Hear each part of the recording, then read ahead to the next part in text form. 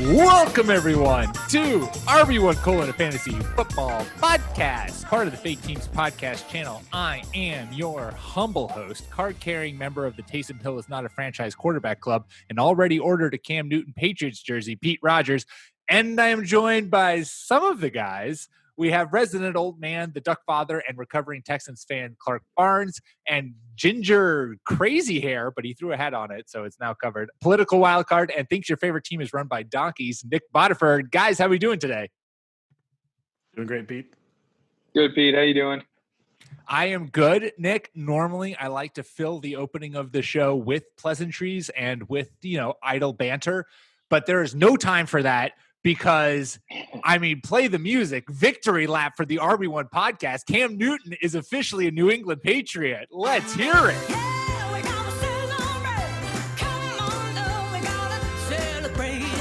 Yeah, we gotta celebrate. Everybody celebrate. Yeah, that was the highlight easily of my weekend. Cam Newton signed a one-year deal, incentive-laden for all of those cap people out there who are thinking that, oh my God, how did the Patriots make this move? Well, it's because Bill Belichick is an evil genius, and the rest of the NFL is a bunch of noobs who decided, hey, let's let this, previous MVP quarterback just like sit out there on the open market. And Jordan's not here with us, but he had one of the best tweets about it.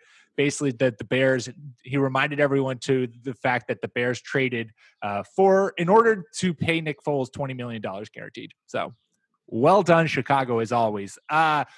This won't be too long of a podcast. We're hoping to keep it kind of short. We're just going to talk Cam Newton. We're going to talk the fact that Cam is now a New England Patriot, what that means for him fantasy-wise, what his addition to New England bolsters, who that helps in terms of fantasy, who that harms in terms of fantasy. Clark, let's start with you. You are someone who is thrilled anytime the Patriots are benefited. What is your feeling on Cam Newton and the Patriots now that they are one and the same? So I think it's super interesting. The Patriots have a history of taking players who were colorful, we'll say, and were cast as problem children on their teams. And it turns out they weren't problem children. Turns out maybe Randy Moss just didn't want to play in Oakland. So I think this is going to be super interesting. I think Cam Newton is probably not the most polished passer, maybe not the most polished quarterback, but when you watch him play, he's obviously a fantastic quarterback. And to see him with the Patriots, who are pretty good at taking what they have and making a fantastic menu out of it either way, it's really exciting. I did not want to see the Patriots go down in flames with Jarrett Stidham. So, yeah, I'm excited that Cam Newton found a good team to play for, and, yeah, it's exciting. And not just a good team, but also like a great coach. Like I'm very excited to watch what Cam Newton will do with Bill Belichick and with Josh McDaniels, because I think that we're going to see a lot of, and obviously an offense catered to Cam, but I saw this on Twitter, basically like someone was advocating for trying to build the Ravens offense, but in New England with Cam, and the fact that obviously Lamar and Cam are different runners, but they're still both very athletic and obviously able to extend plays and make plays outside of the pocket and run the football on design runs. And then can you kind of align Patriots receivers into a similar role? Nick, what is your feeling of like both Cam in New England and maybe what this offense could possibly look like? Well, I think what's so cool is that we introduced the listeners to this idea that Cam Newton would be a New England Patriot a month before he was cut by the Panthers. That was episode number 167. I think it was me that brought this up. Nick is dropping fucking receipts. To the fantasy football guys for inspiring this thing. But anyway, this is going to be so friggin' cool. Hat tip to Warren Sharp on his podcast around the post-draft time, where he kind of hinted that the moves that the Patriots were making were much more of a Cam Newton oriented, like for a quarterback who wants to rush. And I've seen some stuff. I'm not terribly familiar with Jarrett Stidham. I have seen some stuff that indicate that he has been a good scrambling quarterback in the preseason. Yeah. So it's interesting. Like it almost seems to me like Stidham is the RG3 to Cam's Lamar kind of a thing. Probably a poor man's version. But anyway, I think that one thing we talked about on that episode, Pete, that was like a you and me episode, was that Belichick has always wanted a quarterback who can move. And he really hasn't had that. It was Bledsoe before Brady. And so I think I have to imagine he has been sitting there for years trying to scheme up defenses against mobile quarterbacks, and he must have a million ideas. And I guess we don't need to just pat him on the back too much here, but no, please. Let's dedicate the rest of the podcast to complimenting how great Bill Belichick is at his job. Well, okay, I am here for this pod. So another thing that Sharp brought, everybody just go check out Warren Sharp's Twitter timeline, because he's just done excellent work blasting facts about this. But he immediately started going to Josh McDaniels' time with Tim Tebow. And if we're going to talk poor man's versions of XYZ, Tebow is the poor man's version of Cam Newton. And if they're able to get anything going in the same manner with Cam Newton that they had going with Tebow, oh my gosh, this is going to be so much fun to watch. Let's not forget the Tim Tebow, Josh McDaniels, Denver Broncos beat the Pittsburgh Steelers in the AFC wildcard game. So they have playoff success under their belts for all of those who are like, well, what did Tim Tebow do under Josh McDaniels? Well, they won a goddamn playoff game. Yeah, you're right, Nick. Belichick has always wanted a mobile quarterback, because especially in today's offense, Brady's immobility limited the Patriots from what they could do from all of these creative moving pieces, RPOs, triple read options, all that kind of stuff was completely taken off the table, because I don't know if you know this, Clark, but if Tom Brady fakes a handoff and looks like he's about to run, defenses will say, go ahead, please walk your 5 yards before we wallop you with a big old hit. Man, Peyton Manning once faked out the entire Cowboys roster and wheeled his way into the end zone on This is true. On the play. This is true. So I'll be a bit of a contrarian here in that I hope that the Patriots don't try to build a Ravens-esque offense with Cam Newton. I think design runs for a quarterback are kind of thumbing your nose at middle linebackers in the NFL who are 260 pounds and fly. I think a quarterback being able to run is fantastic, and that quarterbacks who can run have an amazing advantage over those who can't, but relying on that is a young man's game, and Cam Newton is not young. So I hope that they try to do more traditional kind of mobile quarterback stuff, a la Kyle Shanahan, bootlegs, rollouts, and things like that, where someone like Cam, if he gets the opportunity, can absolutely murder a team who doesn't give him credit. But someone who's had the injury history that Cam's had for the past couple of years, I'm not real excited about him trying to do the zone read play 7 or 8 times a game. And he's a good enough quarterback and a smart enough quarterback to not have to do that. Josh Allen needs to run. Cam Newton's been around. Seems pretty savvy and seems pretty smart. I think him playing quarterback and being able to run if he needs to would be a better option. Yeah, something I just thought of was one thing that Brady has been sort of funnily known for is his QB sneaks. And we talked during the season last year about how efficient quarterback sneaks are. There isn't a higher percentage first down conversion play than a quarterback sneak. It's something like it converts 78% of the time. It's the most efficient thing that you can possibly do.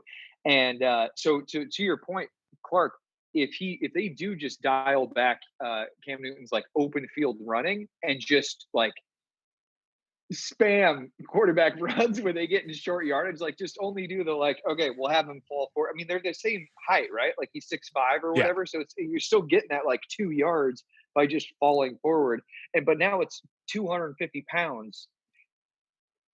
It's and not only that, but also the third, Brady would get that snap and then just become just fall and be like, but don't hurt me. Whereas Cam is going to be pushing his legs the entire time. And if you don't tackle him, I can't believe these words are about to come out of my mouth. But Clark's about to say Tom Brady's an athlete. We have to give Tom Brady credit because a quarterback sneak isn't taking the ball and running up your center's ass. He was really good at finding the little gap of where to go. And lots of guys can do that, but lots of guys can't. I've been going back and watching Nick, your Cardinals on Game Pass. So some interesting Kyler Murray takes if we want to get into that later.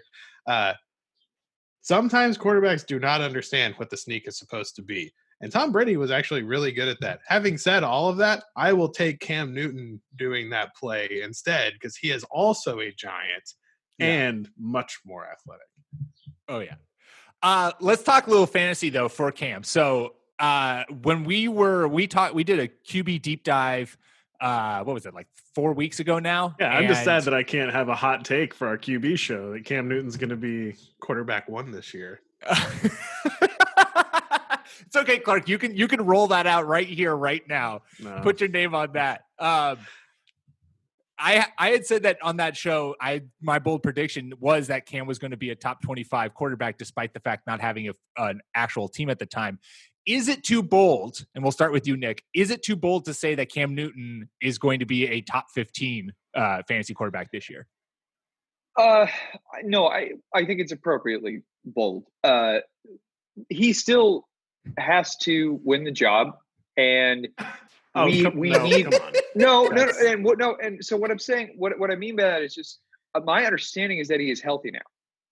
But I don't know that, right? Like I don't have a good understanding of where the Liz Frank injury is in a healing process. From what I understand, the shoulder is good to go, and it has been good to go for a long time. Liz Franks are no joke, though. We like when I say that he has to win the job, I'm saying he has to be able to like physically go out there on the field. And to my understanding, he now can. I don't think that he's going to be out. Nick's definition of winning the job is Cam Newton walk onto the field? If so, the job's his. Starting job is his. Yeah. If he can't, then we have to worry. Well, so maybe one of you guys can supply me with some information here, because I don't know what the status of his physical is. I do know that the biggest conundrum or the biggest hindrance to him being signed was his health. Yeah. I've seen him doing push-ups and working out on social media, so he is clearly fine.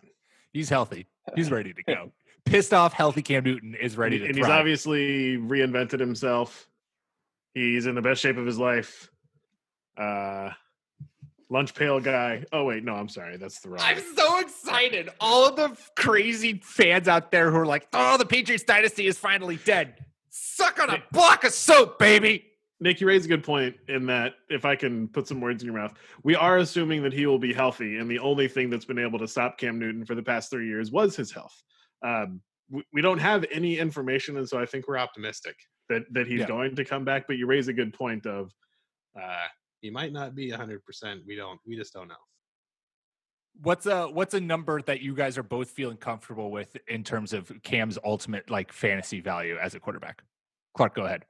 So you asked if he could be a top 15 quarterback. I mean, I hate to be the stats nerd here, but that means like half of the quarterbacks in the NFL, right? So like, I think could Cam be a stats nerd. I hate to refer to numbers, but like I think top 5 is the bold take, and I don't think that Cam could be top 5 because I don't think that the Patriots are going to need him to do that, and I just hope that he doesn't rush enough to get himself into that category with all the young rushing quarterbacks we have. But like, quarterback 7 or 8 on a team that has a killer defense. Like, Cam is a good regular quarterback and can run.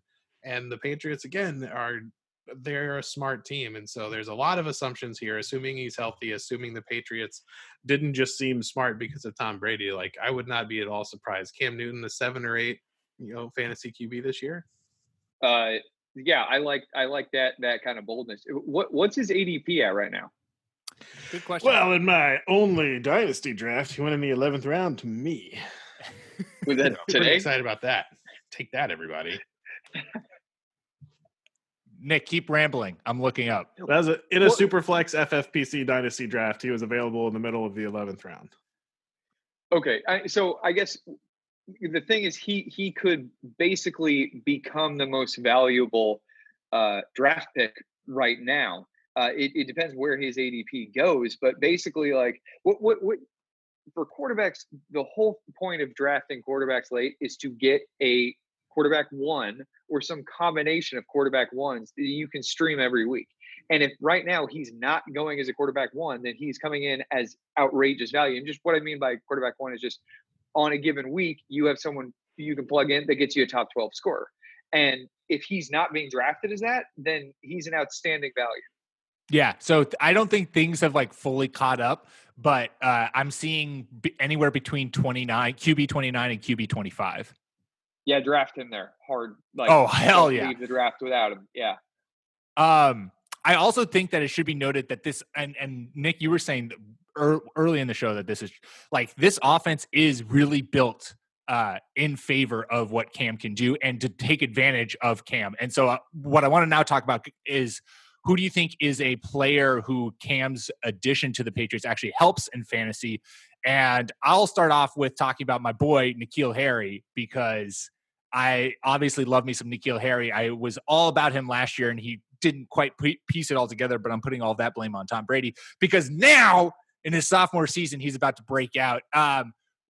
We've seen Cam, and I don't have the name on me to give him a shout out, but credit to this guy on Twitter whose name I'm blanking on. So please recognize the credit I'm giving you, is the fact that Cam Newton took Kelvin Benjamin and took Devin Funchess and made them household names. And I think that he's going to do the same thing with N'Keal Harry, who's also a big physical receiver who can win at the catch point. And I think that you're going to see, but he also has the benefit of being a guy who can make plays after the catch. And so I think you're going to see kind of the best of both worlds with him in this offense, which is winning contested balls that Cam could throw, but also being able to take short throws and making the most out of them. So he's a guy who I think now suddenly is going to see a big uptick in usage in this Patriots offense, because of the fact that I think he pairs really well with Cam and what Cam likes to do.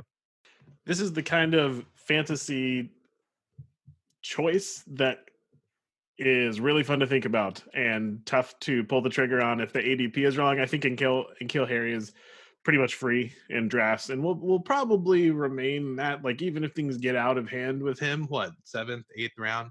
Cam, I think, could creep up into the like quarterback 10, 11. So Tom Brady, just looking at June ADP for Quarterbacks, we've got Tom Brady at 10, Carson Wentz at 11, Aaron Rodgers at 12. That's tough. But like then Matthew Stafford, Daniel Jones, I think that's where Cam slides in, kind of not exceedingly optimistically. But with N'Keal Harry, we're looking at someone who didn't really do much in their rookie year and is tall, and then a new quarterback is going to come in and make him look great.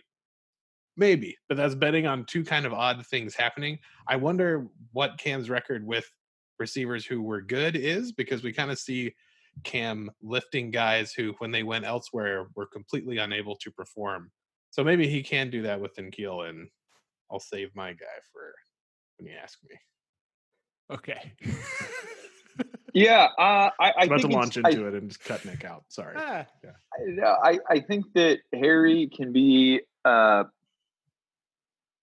think the signing of Cam Newton rescued the potential for Harry to have a good year, and I'm not really willing to like be on board and be like, yeah, everybody needs to go draft him.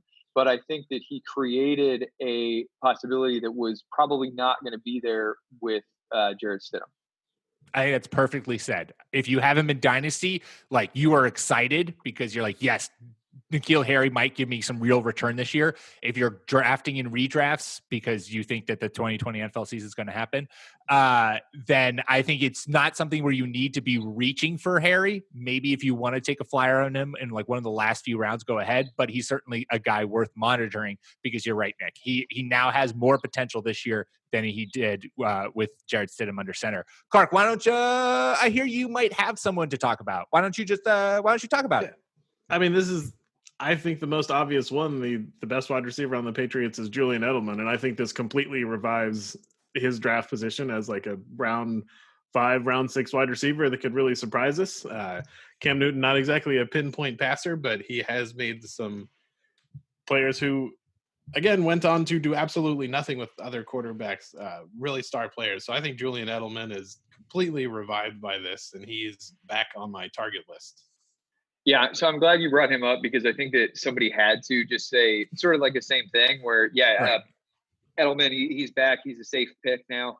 But it wasn't the guy that I wanted to focus on. But yeah, go draft Julian Edelman now. Don't be afraid.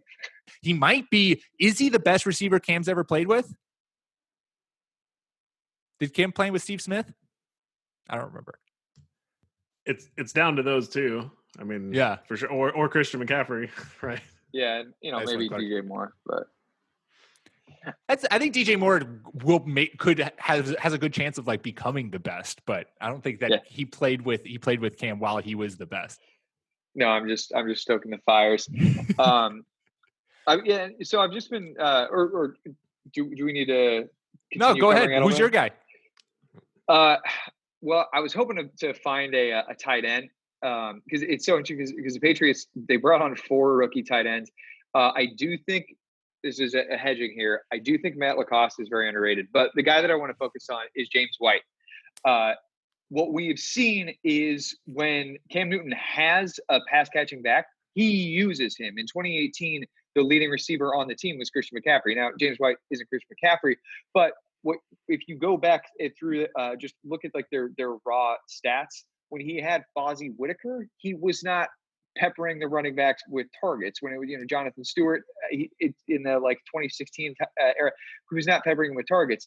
Once he had someone who was able to catch the ball out of the backfield while still having Funchess and Benjamin or DJ Moore on the outside, he loved it. So I think that sort of similarly, this is basically the story, I guess, of the whole Patriots skill position groups is they basically just went from shaky or like ceilingless guys to now, oh, okay, we actually can count on James White catching like 60 or 70 balls.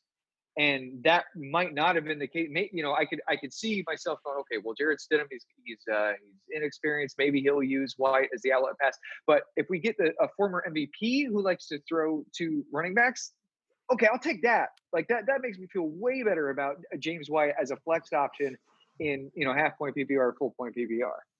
Yeah, I had to boost N'Keal Harry because he's my boy, but James White, I think, is the guy who's the most impacted by this in a positive light. I totally agree with you, Nick, is that we've seen Cam Newton love to throw the football to a good receiving back when he has one. And I think now James White, I was expecting a pretty big dip with Jared Stidham under center. I wouldn't be surprised if James White plays like James White with Tom Brady this year. Yeah, I think that was the best. Nick wins, unfortunately. All right, and before we go, let's talk about a player whose fantasy value might be hurt by Cam signing. Obviously, Jared Stidham, for all those Stidham stands who went out there.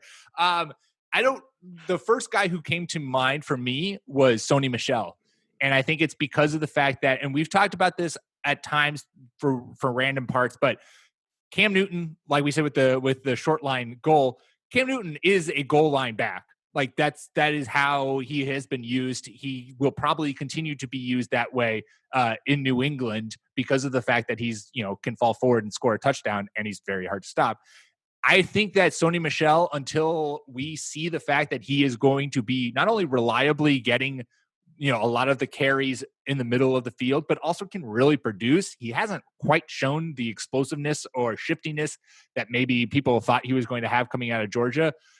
To me, with James White now re-solidified as that pass catcher role, Sony Michel to me was coming down as like, I just want this guy to score 8+ touchdowns, and then he's got fantasy value to me. And I'm not sold on that anymore, given the fact that Cam's going to be taking red zone carries away from whatever back is back there. And I think that back is going to be Sony Michel. Yeah, it's always tough to tell. I think we're back to having huge question marks about who the Patriots running back of choice is going to be. If I had to pick one, I think for any PPR format, James White is going to be the man. Spent a lot of draft capital on Sony Michel, and Sony Michel has looked so good in certain games.